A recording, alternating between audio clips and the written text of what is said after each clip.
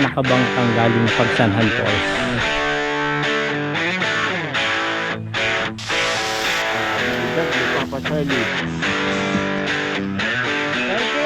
Nakita rin kita in person. Ayan o. Dito ka! Oo, syempre, content nga kita eh. O, di ba? Parang na-mistranslate po nung nagtatanong na Espanyol kung anong ginagawa. Nagtatanong po yung dumayong Espanyol dito kung anong lugar. Akala po nung Pinoy na taga dito sa Paite, tinatanong kung ano yung ginagawa. Ang sagot ko, paet po. Minani, tapos, ano yun? Minanok. Minanok. Ganon din yun, square na manok. Ang minanok, yung ginawa po siyang pag gumagawa po tayo ng torta, yung talong, iniihaw. Oo. Iniihaw po yung manok, then binalatan, diluto na siya. Yung pinakasabaw niya po, yung ginayat na niyog, yun po, susunugin po siya. Pag nasunog po yun, isasama po sa pinakulong suka na may gata. Parang medyo maglalasang sunog na gata po. Yun po yung sabaw niya, tapos lalagyan ng onion. Yun po yung hinala. Ibig sabihin, kumbaga, nandun yung aroma sa gata na may kasamang uling at usok. Ayun, Yun po minanok. yung mga native dito. Ano pa? Yung pinaniki po. Pinaniki. Aha. Ito na ba yun? Ganda. Ayan o. Panalo. Diba? Sa Los Baños? Sa UP. UP. Sa loob ba nun, pwede rin mag-tent o ano?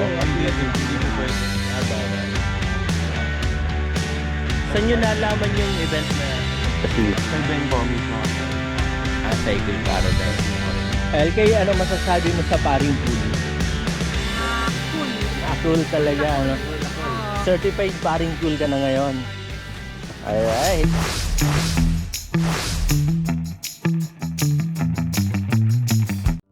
Lagaslas Camp 2. Yan na oh. Ready na lahat mag-set ng tent. Yan oh. Chinelas. Nature hike. Dito. Nandiyan ka, dito ako. It's nature hike. Yeah. Oh, di ba? Dapat open-minded kayo bilang mga biker. Hindi lang pagretrata, kailangan Kailangan mapunasan. Habang nag-set up tayo. Ito yung mga nakabangkang galing Pagsanhan Falls. Ayan, dito dumadaan. O, di ba? Part din pala yan ng transportation. Hindi lang pang turista. Yan na, pwede na. Yan.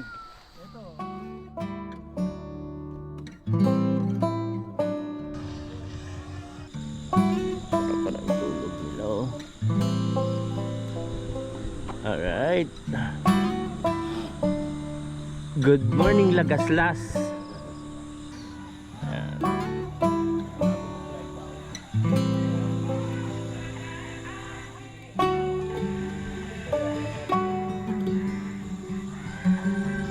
Kape tayo, kape. Ang abilidad ni Papa Charlie. Corned beef with ano yan.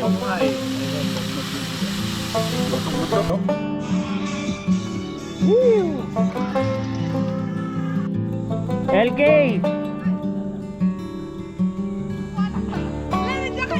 Hindi, wala kami rito. Di ba?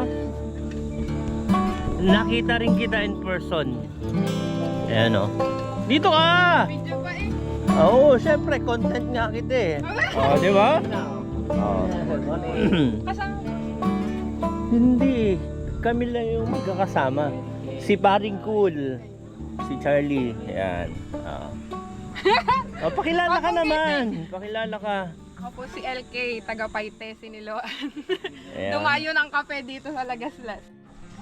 Eto na. Eto na ba yun? Ganda. Ayan o. Panalo. Diba? Jay. Ben po. Ben. Kayo yung organizing ng...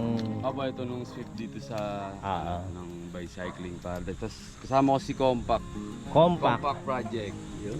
Pang ilang beses nyo nang ginagawa itong mga ganitong event? Actually po, ngayon unang year pa lang po sa Cycling Paradise. Kumbaga, testing pa lang kung may mapupunta. Tapos yan, marami na mapupunta. Paano pagka pwede kami pumasok doon sa page or paano ba yung invite ng Cycling Paradise? Ano po, kumbaga by invite lang pag may set yan. Nagpo-post po kami ng set ng ride. Okay. Pag open for all naman, pwede naman po sa lahat.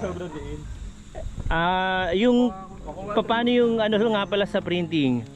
Free ba yan or Bali yan po, pay what you can lang po para sa pay. mga maghahagod. Okay. Kahit ilan naman po yan, basta may dalang extra na t-shirt. Para sa maghahagod. Oo, para sa maghahagod. Okay. May mga next event na ba? Wala pa? Wala pa naman po, kumbaga kakasimula pa lang rin ng Cycling Paradise. Halos wala pang... Pero yung event ng sweep, di ba? Sa sweep. Oo. Kumbaga yung Cycling Paradise lang po yung nag-organize. Paano mo na ano yung sa sweep? May nag-invite sa'yo or... Bali yung sweep campout po kasi parang worldwide yearly na siya eh. May sweep industries. Kahit saan man, parang pwede sumabay sa date na yun. Na magka-camp out din, gano'n. Sabi niyo yung squeegee mo, eh. Tama-tama, magpapaprint kami and ano.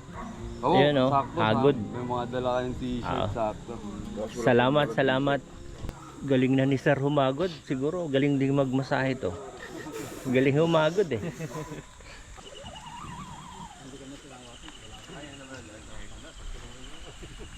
Alright.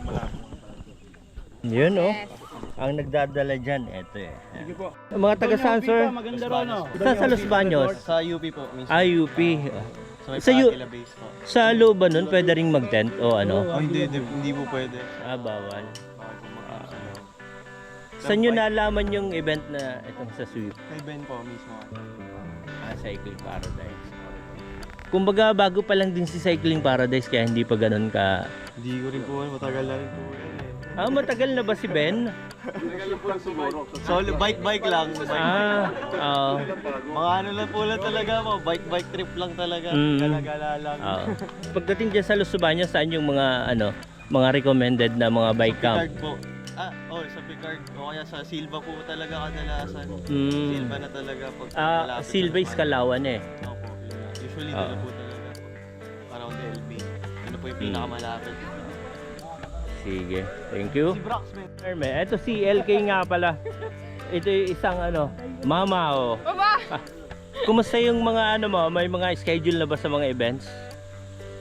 Baka sa Pangasinan po ako. Anong event yon? Ay, hindi po ako nakabike. Nagta-travel lang. Hike. Dagat. Dagat? Kasama sa Valerie? Ah, Valerie de Guzman? Oo. Kasama rin namin yun. Sa Ambir. Ano na lang bundok ang hindi napupuntahan? Visayas po. Visayas, sama ka sa amin. Cebu. Nagpunta kami doon sa sa Manunggal. Mount Manunggal. Oo. Ayun. Baka kasama po yung bike pag nagsisaya. Bike. Moron ano ka? Solo lang talaga. Pag may kasama po, okay. Sa Pinatubo ba may magandang camping site din doon? Bundok na po. Ay, thank you po. Ano pwede mag-camp din doon sa Pinatubo? O bawal lang naman? Walang Sa bumaba? Sambales, ano na po kami, nakapag-camp eh. Okay. So taas walang ano? Yung Sambales, Bataan, no? Butolan po. Butolan. Ano Bike po, camp, mas maganda na recommend mo. sa Paite po, yung bundok ng Paite. Mas okay doon. Nag-ano ako doon, 1 week, tas iba't ibang sityo araw-araw. May falls din sa Tubog, alam mo. Hindi ko pa, wala kaming Yun, idea may ron mga sa konting bike train, camp. may train po doon. Tapos, Oo. yun, may ginagawang windmill. Medyo Oo. pinatag na po yung bundok. Pero ano, may mga falls o... Meron po.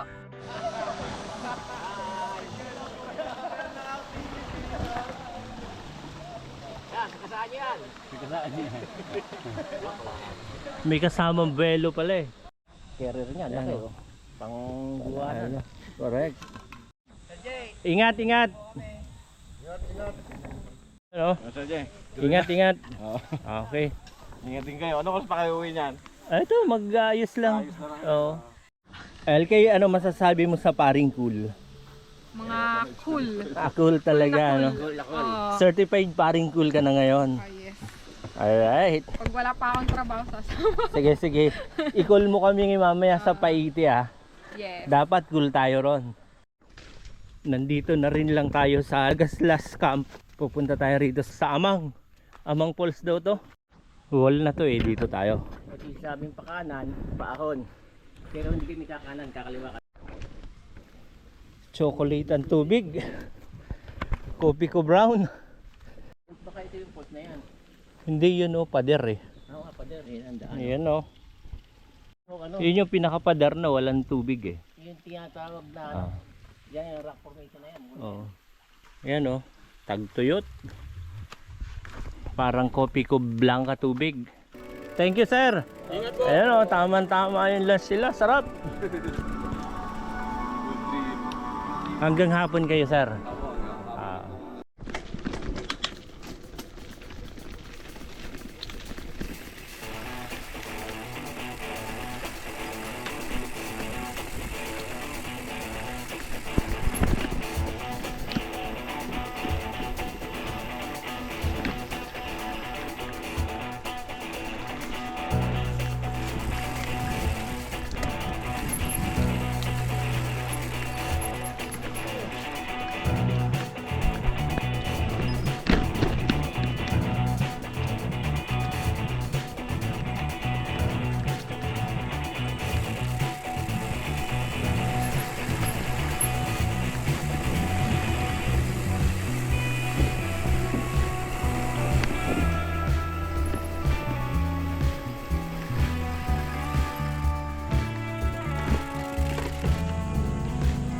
Ganda rin itong pupunta ron sa ano, Lagaslas.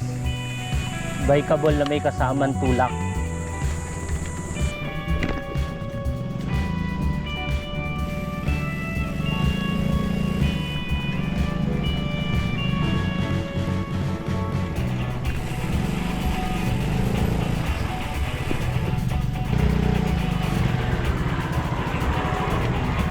Dito na tayo.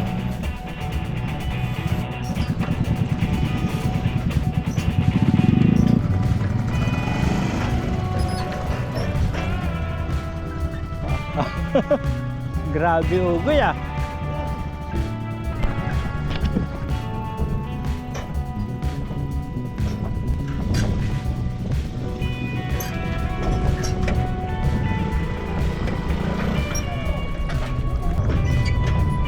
Lakas ng uga.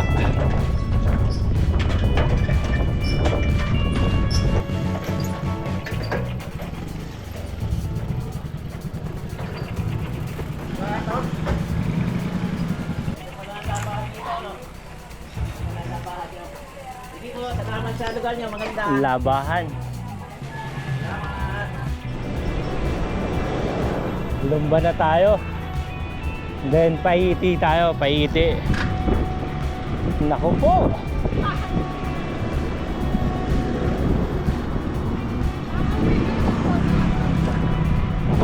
Wala sa tono.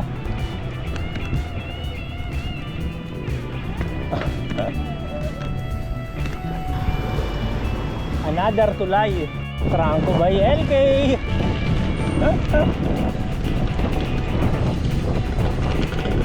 Dadayo tayo ng lunchtime kila LK sa Paiti.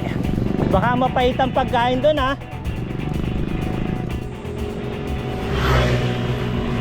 Back to Lumban.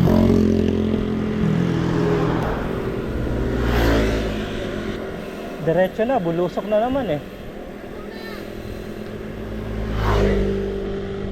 Yang Kalayaan pala is bayan din.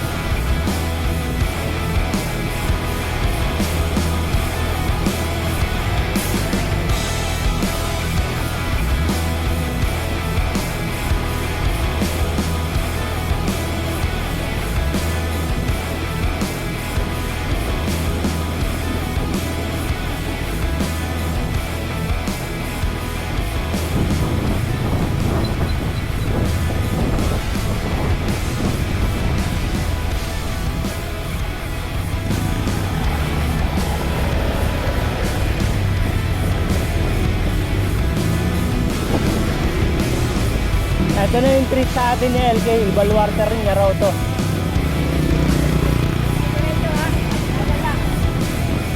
Dito tayo sa loob ng Paete. Binabaybay natin to loob ng Paete.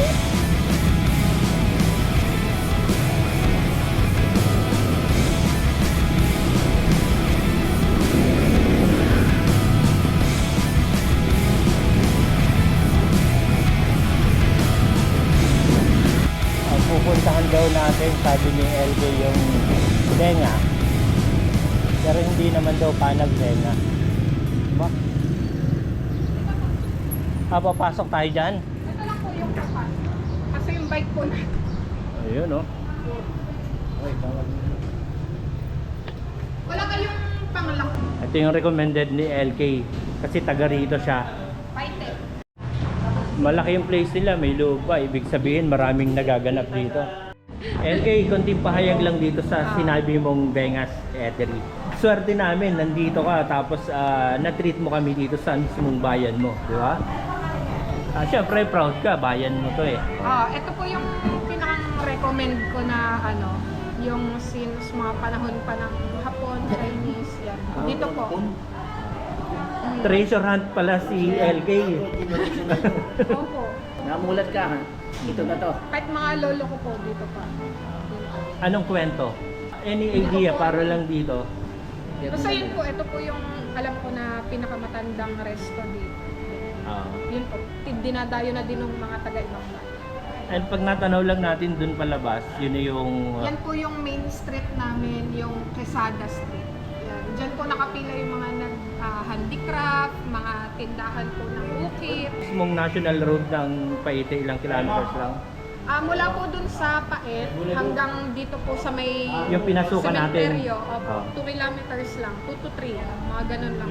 Ibig sabihin, napakaliit lang nitong Maliit lang bayan po ng... ang bayan ng Paite. Kaya paglabas niyo po dyan sa main street, mga 500 or 600 meters highway na. Ang kwento po ay... May mapait na karanasan, wala, hindi, joke lang. Nung panahon po ng Espanyol, wala pa po yung word na paete. Di ba yung chisel pa lang po? Ang tawag po doon, paet. Parang na-mistranslate po nung nagtatanong na Espanyol kung anong ginagawa. Nagtatanong po yung dumayong Espanyol dito kung anong lugar. Akala po nung Pinoy na taga dito sa Paite, tinatanong kung ano yung ginagawa niya. Ang sagot po, paet parang yun po parang na ano yung word. Yung pangalan na Paite. So yung pang-word pala, root word yung pait. Yung paet po, chisel. Okay. Akala ko naman tinikman niya yung ampalaya. Saan na taga-pait ito eh. LK. Pait eh. Hindi sa mapait na karanasan ha. Taga sa pait siya. Ano pa, pagdating sa mga river o meron dito mga... Ang pinakang landmark po namin dito sa bundok, yung Tatlong Cross. Yun. Bali, doon po yung parang pinakang pilgrimage namin. Bali, 2 po yung daan. 3. Pwedeng on foot, hiking, kaya po siya ng 1 hour. Or kung mabilis kayo, 30 minutes. Then, along the way, may madadaanan po kayong falls, yung Matabong Patwin Falls. Yun po. Pwede mo kaming i-treat dyan minsan. Kung trip nyo ngayon, 30 minutes lang po yung malapit dito. Baka naman tutuloy tayo sa lubid na nun. Ayan po.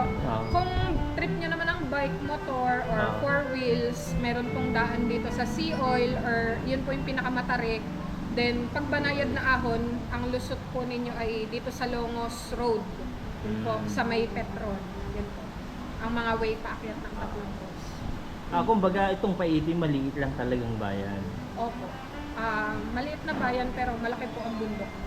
Ang populasyon, Ang population, mayayaman.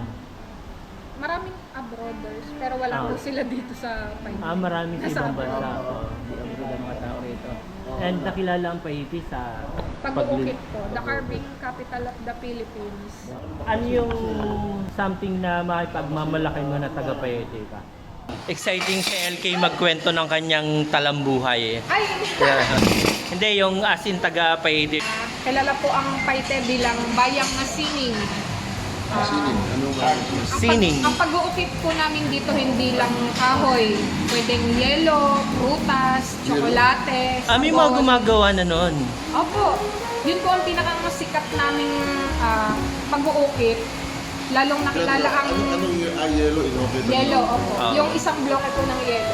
Inuukit po nila yung internationally. Puro mga taga-Paite po yung nag-uukit. Ano pa ba? Kilala nga po bilang Carbon Capital of the Philippines na sign ni President Gloria Arroyo. Yung pang pinakakilala dito. Tapos, yung mga native po na lutuin. Kung alam niyo po yung Minani, Minano, Ano yung minane? Paano yung ganon?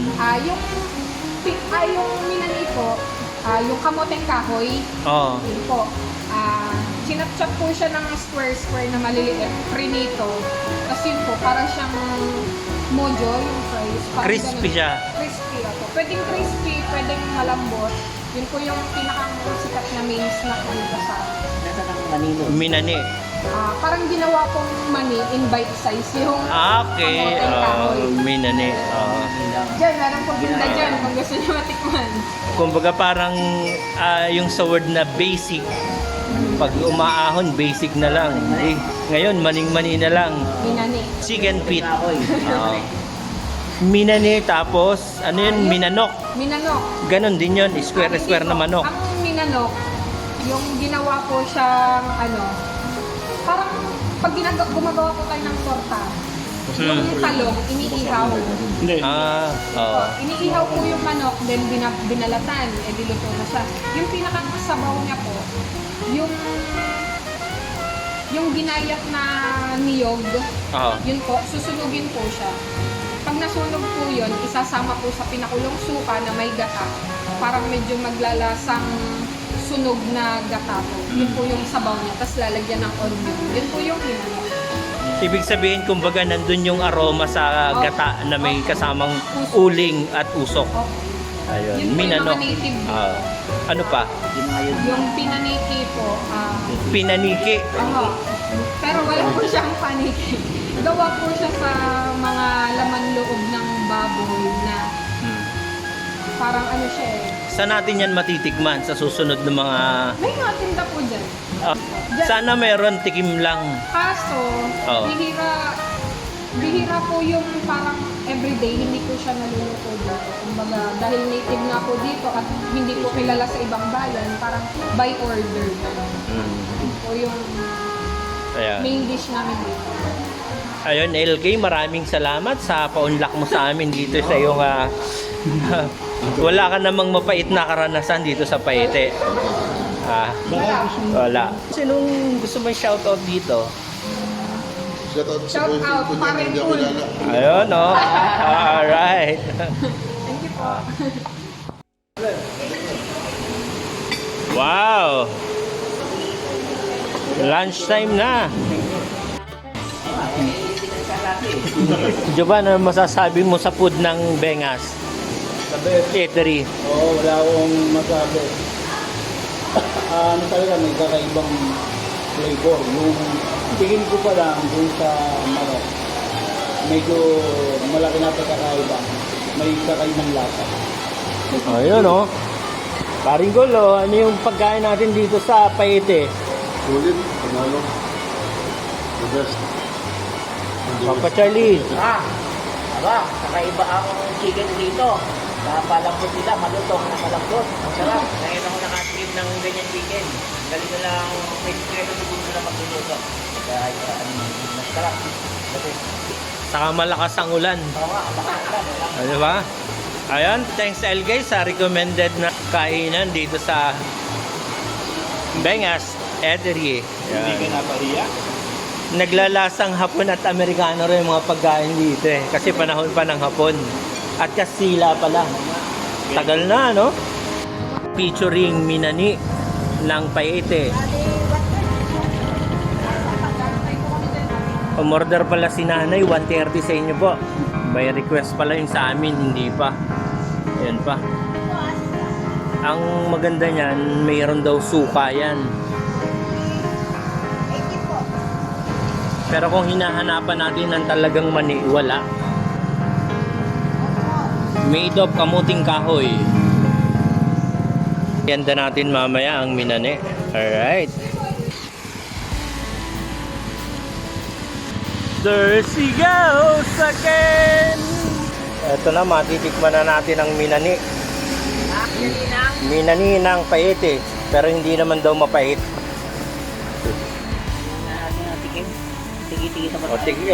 Tikiman mo na. Guys, ito na yung Minane. From Paete, Laguna. Ano? Lasang mani. Parang binisa na bawang Ayun oh.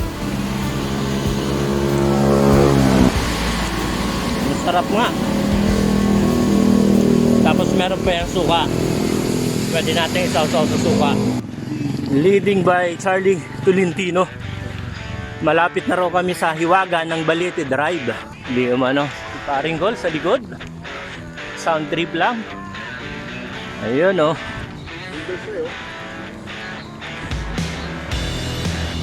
Return to the land called Paradiso. Wala, lobat yung GoPro natin. Ito, umaakit na tayo papuntang Balete. Ito ang mahiwagang puno ng Balete dito sa Mabitak papuntang Pililla. Perabati po apo. Yun. Ayan na. Ang kwento niyan, yung mga sasakyan daw dito dating hindi bumubusena. May nangyayari dyan sa unahan. Ano, Papa Charlie? Dadaan ang anak ng Diyos, sumubig ka. Kung sino ka man nuno sa puso ka o ano ka man, anyo ng demonyo, lumayas ka sa dadaanan ko. Alright, guys, dito tayo ngayon sa Mabitak. Ayan, I love Mabitak. Ayan, hinapon na kami rito kasi sobrang lakas ng ulan sa Paete bago kami maghiwa-hiwalay nila LK. And na-treat tayo ni LK sa loob ng Paete. Doon tayo nakapag-lunch sa famous Bengas Eatery. And dito na tayo ngayon sa Mabitak. Habang umahon kami rito sa huling ahon ng Mabitak, then Bugarin na. Ganda na ng panahon. Wala na yung napakalakas na ulan sa Paete hanggang Pangil. Yun oh.